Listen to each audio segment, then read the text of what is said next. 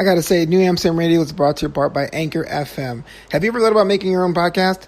You see, when I was trying to get this podcast off the ground, I had a lot of questions. How do I record an episode? How do I get my show into all the apps people like to listen? How do I make money from my podcast? And most importantly, I don't want to deal with cables and wires and all those things. You see, the answer to every single one of these questions is pretty simple. Anchor. Anchor is the one-stop shop for recording, hosting, and distributing your podcast. And best of all, it's 100% free and ridiculously easy to use. And you can use your phone, which is pretty awesome. Now, Anchor can match you with great sponsors who want to advertise on your podcast. That means you can get paid to podcast right away. In fact, that's what I'm doing right now by reading this ad. So if you ever wanted to start a podcast and make money doing it, go to anchor.fm/start. That's anchor.fm/start to join me and the diverse community of podcasters already using Anchor. That's anchor.fm/start. I can't wait to hear your podcast.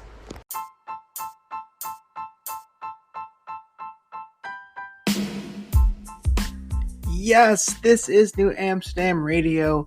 Thank you so much for tuning in. My name is Flobo Boyce. Of course, I'm the only host of the show, but I gotta give myself that bit of an ID. Knew Amsterdam Radio, as we shout out all the creatives and professionals, people like yourself with ideas on their mind, and we try to extract from the world around us to make our own projects, our own ideas that much better. As for me, I'm doing okay. You know, I had my birthday last week and I've had copious amounts of cake and burgers and things I shouldn't eat. My nutritionist would probably shake her head at me if she knew my food diary this week. But speaking of consuming things, this week's guest is actually a friend of mine from back in my film school days. In fact, the day we recorded his interview was on my birthday, so that was pretty cool that we had a bit of a friend connection on that day. Paul Bobadilla is one of the most complex, artistic and soulful people I've ever met, and he somehow turned his focus from filmmaking over to coffee right here in Southern California in Los Angeles. And I want to sit down with him to pick his brain about the transition from going into filmmaking into coffee and what that really means and what he's really providing not only his customers but the community as well. Trinity CBC is a coffee roaster here, and we're actually going to be working together to give away some samples of that delicious coffee. So stick around till after the interview to hear more details about that. But without any more ado, Paul Bobadilla, and this is Trinity CBC. Knew Amsterdam Radio, it's your boy Flobo Boyce. I'm hanging out with Paul Bobadilla. I'm going to say his name a bunch of times because the reason why he's done it all. I mean, this guy's a writer. This guy's a visionary. One of the most artistic minds I've ever met in my life, even though sometimes I don't pick up the beat of the drum he lives by. Yo, Paul, how you doing, man? Hey, man, I'm only listening to funk and oldies, so it's a really simple bass line to follow. Oh, man. Yeah, yo, those are dope songs, too, man. Especially as the DJ side, you know, those always hit at parties, you know? Yeah, funk and a soul? Is that what you're Yeah, funk, soul, a little bit of Motown in there, you know, just that little Cadillac music, you know? Cadillac. Yeah, you know, I've been I've been into soul music and funk music since I was a boy. And most recently, over the last 3 months, specifically during Corona, I've been digging very deep, learning the history of rare soul, Chicano soul made in Detroit, obviously, Motor City, Motown, and then some of the soul that was created in Philadelphia. And I recently just started talking to a guy named Ruben Molino, who's a large one of the most important soul collectors here in LA. He's definitely on that top 10 list of soul collector. Sounds ominous, but good. Yeah, soul collector. So Ruben, he grew up in Frogtown, and if you're in Los Angeles, it's just north of Dodger Stadium. And Frogtown was known historically as a gang neighborhood, and they're currently trying to rebrand that whole little area through gentrification, calling it Frogtown, and they're practically calling it a gang. You know, they're trying to rename the city and earmark it as a gang name. And Ruben comes from this neighborhood in the 1950s, and he has so many 45s of rare soul music, and I when I'm with him, I'm just so inspired to learn more about soul music through him, and obviously soul will later transcend into funk music and that kind of thing too. Oh man, 2 minutes in, I learned a lot about soul takers, soul collectors. I'm sorry, soul collectors. My bad. Yo, soul collectors. So Paul, can I say, are you? Can I say founder, president, CEO of CBC Trinity? Is that what is the official word and title? Yeah, so Trinity CBC is a specialty coffee roaster here in LA. We source coffee from farmers, and we work with different importers to get raw coffee from all over the world. And the coffee is all specialty craft coffee. So if you're thinking about, if you're a cheese eater or a wine drinker or a beer consumer, there's different gradients of quality. And so the higher end of all those items that are artisanal, that that top 10% of those beverages, that's who we are in coffee. And so the name is called Trinity CBC, Charlie Bravo Charlie. That's that language is like coffee brew and then Cultura, so we shorten it Trinity CBC. And we're a small business here in Los Angeles, and so part of what we do is really trying to figure out how we can bring high-end coffee to people here in Los Angeles, and so that's just where we are right now. Trinity, if I can get to say this, I actually sampled the coffee.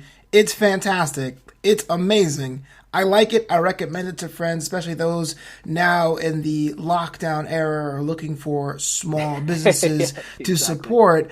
But the question I had when you told me this, and I was like, man, I'm your buddy, I'm your man, I'll support whatever you do. You do, and you do, bro. Thank you for that. You do support me, so I do want to thank you for that. Oh man, I appreciate it, man. And the feeling's mutual, dude. No, it really is.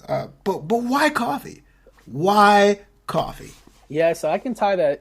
There's all these thoughts that are kind of coming to mind. So the first thing that I want to say is you had our single origin Honduras coffee, a lot of brown sugar, smooth caramel, and we call that Soul Sunday. But so when I was working on American Craft, the headspace I was in the main character. His name is Arthur. And Arthur is a guru, right? When he was a teenager, he won all these home brewer competitions. He would submit his beer to these national recognized competitions for beer evaluation and beer judging, and he would win. So I was always in that space, right? Thinking about Arthur. And for a time, I would say maybe 3 years, I spent my time being Arthur, on the weekends, going to these breweries and trying to figure out who Arthur was. And through that experience, I developed my palate, my keen sense of awareness for taste and aftertaste and bitterness and aroma and flavor, and all these really, really strange kind of criteria for evaluating and judging beer and coffee. And it was through that experience that I was reintroduced to specialty coffee or craft coffee, or just maybe even coffee, right? Because I think all of us know what coffee is, right? Right. I run that stuff, fueled by it. Totally, you're right. So all of us know what coffee is. Coffee is it's on that top 3 consumed items, right, in the world, right? Water, beer, and coffee, right? And I think tea's in the running too. It's always that top 5 of like, well, where is coffee this year, right? Right. And it was through my discovery of Arthur in the movie that I wrote called American Craft that I was slowly transitioning to this idea of what Trinity CBC would later become. And it was a story about discovery, and it was a story about coffee. Arthur practically was becoming a new person, right? Discovering coffee, and no surprise, it was me that was discovering coffee. And I realized that my discovery in coffee, uncovering different qualities of origins, like we just talked about Honduras, but we have all these other coffees too. I realized that in coffee, very much like beer, it's an agricultural product, right? It comes from a plant. And there's fermentation, there's marketing, there's legal, there's farming, there's brewing, there's, you can curate your coffee program by having a cafe or a brewery. You can just do production where you're fulfilling orders, very much like a brewery would when they're canning beer and they don't have a tasting room, very much like some big beer companies, right? Yeah. And so for me, Trinity CBC was the natural next evolution of where American Craft kind of ended for me. From a personal perspective, the story is great, right? But from a personal perspective, a spiritual perspective, I felt like I needed to kind of express myself differently. And so Trinity CBC is that. We went to film school. I didn't go to like business school, right? I didn't want to be an entrepreneur. I just wanted to tell stories, and I feel like right now the biggest story that I want to tell is the story of coffee. Oh, that's a real poetic way of saying it. And how's that story going for you so far? When was Trinity founded, and where does it stand right now as a business? Yeah, it's a trip, bro, because when I was a boy, I was telling you, I wanted to be a DJ or a puppeteer. And right now, I do collect soul music, right? And I am telling this story in coffee. So I just got to find me a puppet, bro, to kind of, do full circle of completing what I was set out as a kid.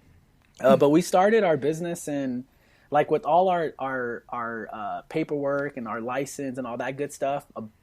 So we're in 2020 now. So this had to be like, I don't know, 8 months ago, 9 months ago, maybe a year ago. So we'll just say 2019. But the idea came to me definitely 3 or 4 years before that to actually start a business through my love for coffee. Because, initially it was not like, okay, I'm a filmmaker now. Okay, I'm over this. I'm gonna start a business, right? That didn't happen. It really took thinking about it, nurturing the idea, pouring into it, investing in it, thinking about it, maybe about 3 years. Oh wow! So do you celebrate its anniversary or birthday, or just kind of like, no, it's growing, it's organic. I don't do that milestones. Yeah, yeah. No, we do. No, we do that. Because it's 2017 when we started to conceptualize and actually put some baby steps, right, and create a strategy that we would execute on. And then we're in 2020. So last year, 2019 was like, hey, we're gonna go legit. We're gonna get our paperwork. If we get sweated by someone, like we're legit. You know what I mean? Yeah. I'm just curious. Are you like a LLC or a proprietorship? We're so prop. Yeah, we're so prop. We would want to grow into a B corporation. That's our main. That's like one. That's not our main goal, but that is one of our goals. But we don't have a team right now. So right now it's just like so prop, just me. My wife helps with like our accounting, and she provides counsel all the time for our business. And right now, I'm just really learning about business. Like I care a lot. I really give a damn about a lot of stuff. Yeah. But Trinity CBC, it's its own entity. It needs to sustain and feed itself, right? So there's just a lot of things that we're learning about our business right now. What does the team look like today? Like how does people that were even part of your business, or even those who are just early supporters, how do they interact with the brand to help it grow? Yeah, so I think the outside perspective is that if you go to our website, you can see the business, you can see how legitimate the workflow is, the structure is. And when we do our coffee pop-ups in the neighborhood, or if we're doing a fundraiser with coffee, you can really see the brand take on its own identity. But like all small businesses, man, we started in our garage. I think most small businesses start in their kitchen, their living room, or their garage. And for us, it started in our garage. And so it's just we're a small business, it's just me and my wife. I tend to do all the marketing, all the creative asset creation, the execution, the planning, where my wife, she's like really the powerhouse of the business that really allow it to be sustained. She does our accounting, she does our pricing. She audits my work to make sure that we're on a healthy path to grow. And then she's just there like as a crazy support system. I encourage any small business right now, if you're hustling right now, you're thinking about an idea, you really have to have a strong support system. You might have a counselor that will help you with like personal things. You might have a mentor that will help you with certain items. You might have a significant other that will help you, personally, those kinds of things. But once you become once you begin to own this identity of an entrepreneur, you better come like correct, right? Like you need to be super sharp, because your errors will cost you. Absolutely. Right? The errors will cost. And so, and if you're lucky, those errors are just money. You know what I mean? Like if you have an issue that can be solved with money, or if you make a mistake and it's just money, like, dude, you're in a good spot, because well, first you have to have the money, right? But those are easy issues to fix. Whereas if you're an entrepreneur and you make an error that money can't fix, like you say the wrong thing, right? And then you have to go back and backtrack and rephrase what you said, because you just marginalized a whole group of people. Or, if you get caught in a weird, salacious kind of thing, and you're an entrepreneur, like if you're owner of a pizza company right now, right, with the Black Lives Matter, Me Too, There's no shortage of examples of CEOs who have been fired, demoted, have been embarrassed by some of the poor things that they said in their character. And those are things that, as a business owner, entrepreneur, you can't fix that with money. You know what I mean?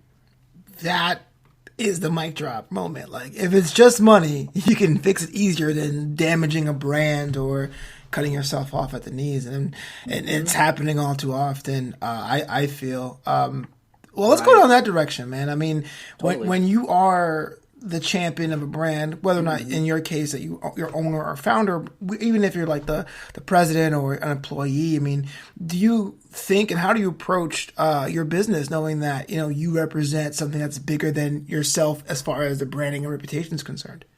Yeah, that's a really difficult balance because, Trinity CBC is not a person, right? It's, as I said before, it's an entity that needs to be sustained through sales, right? But Trinity CBC is a lot larger than me. It has a heart. It has a soul in itself too, right? It gives back to the city. Trinity CBC is really thoughtful. Trinity CBC is very Latino. You know what I mean? It's very Chicano. It's very Southern California. Trinity CBC is a vehicle to serve coffee to the neighborhood, right, and to the city, right? So yeah, Trinity CBC on its own is something that there's a great sensitivity, dude, that you have to respect when you're trying to form a business because, Trinity CBC and Paul Bobadilla are kind of the same thing. It's the same entity, especially when you're a sole prop, right? There is a person behind this company. It's not like an LLC where, you have a legal structure. And if I said something insensitive, right, I can bring my lawyer in and I can separate myself from the company, the brand, but the brand will still continue to go on, right? Right. But as a sole prop, there comes a great responsibility factor when you're an entrepreneur that all of us are striving to, right? To have a good standard of ethics and morals and character that we want to embody as a person so that we can reflect in our business. And I really encourage you and all your listeners, if you're supporting a small business and you don't know the operators, you should really take some time to really reflect on whether or not you want to support these small businesses where you don't know the owner, because the owner might not align with your values. They actually might be playing as antagonists to some of the things that you value, right? And so as a small business, the first and foremost thing that I really think about is being authentic, right, with myself, right? And my wife knows this, and she's my accountability partner, so she keeps me accountable, right? And then the other part of it is just like what Ice Cube said, like, you got to like check yourself, check yourself before you wreck yourself, right? Yeah. And so as a small business owner, you really want to check yourself because you might really be going through something that you're not sure about, that if you espouse something or you say it insensitively, like it will tarnish your brand, you know what I mean? And for me, like I don't really get too concerned with like, oh, I have to do Trinity CBC first and I don't want to, I want to respect the brand, blah, blah, blah, blah, right? For me, it's like, well, let me check myself first and let me see if Trinity CBC will follow suit, right? Right.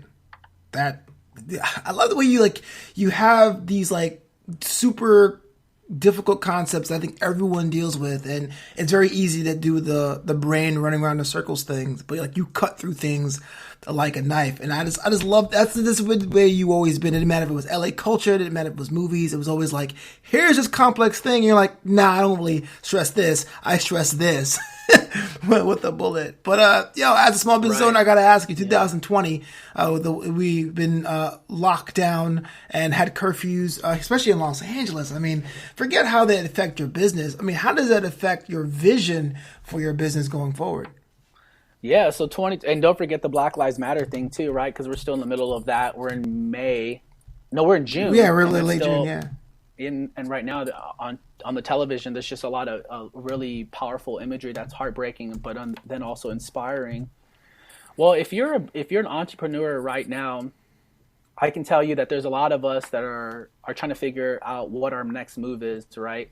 So for us, like in our business, we've been just staying true and honoring being at home and trying to maximize our business from an e-commerce perspective, investing in tools that are allowing us to connect with new audiences allowing us to connect with new customers, new users. And we've been learning a lot about our current customers, trying to figure out what they like in our business, what they don't like in our business. And so we're trying to create a program where we can iron out some of the issues in our business that really hinder our ability to really communicate effectively in what products that we're serving, but then also too how we can scale our business. So as I said before, we're in specialty coffee, craft coffee. And so our role is, we're sourcing coffee, we're roasting coffee, we're delivering coffee. We deliver it straight to your door weekly, right? And we have a portfolio of, I think right now we have about 6 different coffees. These 6 coffees taste all differently. And so how do we communicate that? How do we educate people on our single origin Honduras? How do we educate people on what our Mexican coffee is? What is a single origin, right? So we need to be clever and crafty on how we communicate some of the core items in our business, because most people, as we said before, most people know coffee, but they don't really know artisanal craft specialty coffee. And so we want to be smart to inform our customers on, what it is that we do well at, right? Sure. The other part to your question is, because we're in quarantine, because we're in a moment in the year where there's still a lot of civil and social unrest, and obviously we're in Pride Month as well. It becomes a challenge on how do we productize our products amid these themes that are very, very sensitive to people, right? And that's a challenge for sure. Absolutely. But to take a jump off that just a little bit more, is it impossible? I know this is kind of a difficult question. I know it matters on the issue, but is it impossible these days as a business owner to not pick a side, quote unquote, with social aspects of what's going on? Can you still continue and be fruitful and thrive by saying, we don't really have a position on this? Or do you feel that we have to more than ever let your customers know where you stand on issues that are affecting them? Well, you nailed it. It's who your customer base is. So if you're a corporation, they have strong data to suggest who their customers are. And in fact, they're investing millions of dollars to target the people that are their customers, right? So for them, those corporations, they don't need to be vocal on some of these social issues that will allow them to sell. A lot of these corporations do it because they do it from a marketing PR perspective. What they're doing is that they're looking to their PR team, their marketing team, to create campaigns and messaging that reflect the values of their customers. That doesn't mean that they as people believe in that. That doesn't mean that the corporation believes in it, right? Because corporations are not people, right? Right. But the people that are employed by it, they do it because it's a corporation, right? They're doing it as a machine. We all know that our employer doesn't always align with our views, but we're an employee, so we do what they ask. So there's people in these large corporations that don't really believe in the messaging that they're sharing, but they're employees, right? And there's a reason why Adidas and some of these sports athletic companies pander to the African and Black communities, right? Because that is their core customer. But when you look at those companies, they don't look like us. When you look at the employers or the employees of these large corporations, they don't look like us. So they're creating these messaging and tactics to kind of wanting to connect with us because we're their core target. But when you look at, well, are they investing in our community and in our schools? Are they? You realize there is like an absence there of their participation or involvement in the community, right? Right. The other thing too, if you're a small business, I think if you're not being vocal in these conversations, then again, it's who your core audience is right now. Young people right now. When I say young people, I'm talking like 25 and younger. They're very vocal about some of the issues that are occurring right now, whether it's like LGBT plus Q, whether it's like Black Lives Matter, whether it's Brown Pride or whatever, right? These people these people have a lot of money that corporations and small businesses want, right? They have a lot of money that corporations and small businesses want. So if you're a small business and you want these customers, right? Because no one wants the old guy's money, right? They always want the young customer that will be loyal, that we can make money off for 10, 15 years, right? Mm-hmm. So if you're a small business and these people are when I say these people, I'm saying these young people, if that's your target audience, you ought to be vocal about some of the issues that they're talking about. You ought to be addressing it. You ought to be consulting your family and friends to figure out, hey, is there a learning opportunity that I can learn from right now about these issues that these young people are talking about? And then maybe create some messaging around it that illustrate that I'm compassionate and empathetic with some of the things that they value. That's super important, man. Paul, thank you so much for coming on the show. I know our schedules are going crazy left and right, and I've learned so much about you as a person, a man, a husband, a business owner in 1 hour than I have in months. Where can the world find you or the brand online, and what do you have planned on social media for Trinity? Yeah, bro. Well, it's likewise. I mean, I got a lot of love for you too, bro. Growing with you for about 10 years, seeing the evolution of who you are, seeing your growth, seeing all the wonderful things that you're doing in your city, things that you do privately. It's just been pretty inspiring for me as well to see you grow in that as well. And you keep me accountable too, man. Like, your hustle is so strong that I wish I had the focus and being able to execute at the level that you do, right? Like, I have ideas, but when you have ideas and you execute on them, they look way different than mine. But you're working it, man. Level. Come on. You're making me blush. Yeah, man. Well, your hard work pays off, right? So, and hard work costs money, and so I know you're investing a lot in all the things that you do. And it's just a matter of time, bro, before you're going to be on another level. In 10 years, bro, I don't even know what you're going to be doing. You'll probably be running for city council or something, or for mayor. Probably not, but I tried, man. You know that. You do. So as far as us, man, you can find us on the web, TrinityCBC.com, TrinityCBC.com. You can find us on Instagram at TrinityCBC.com. You can find us on Facebook at TrinityCBC.com. You'll find all our products there. You'll find our newsletter there, all that good stuff. And I think we're on YouTube as well, that we're not really so active on. But I mean, if you found us here on your show, then you can always tune in here and find us and give us a holler.